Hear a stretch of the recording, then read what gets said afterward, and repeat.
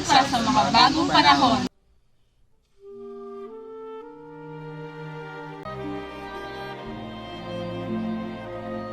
Ating mga ninuno ay matapang na nakikipaglaban para sa kalayaan.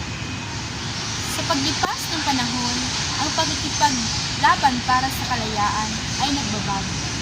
Ngayon, hindi na ito laban sa mga dayuhan, mananakot, hindi laban ng mga hamon o makapagbago sa mundo.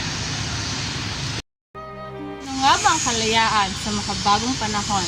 Para sa akin, ito ang kalayaan natin na mamuhay ng may dignidad at respeto.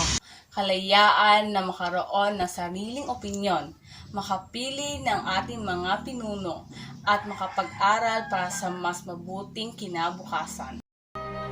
Bilang kabataan, malaki ang ating papel sa pagpapalaganap ng tunay na kalayaan sa makabagong panahon, kalayaan laban sa kawalan ng oportunidad at kalayaan para sa mas maayos at makataong pamumuhay.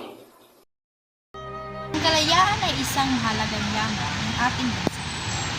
Sa bawat hakbang na ginagawa mong tutungan sa kanluran, tandaan na una sa atin, ipagpatuloy natin ang kailangan ng mga adhika. Hindi lamang sa salita, kundi sa gawa.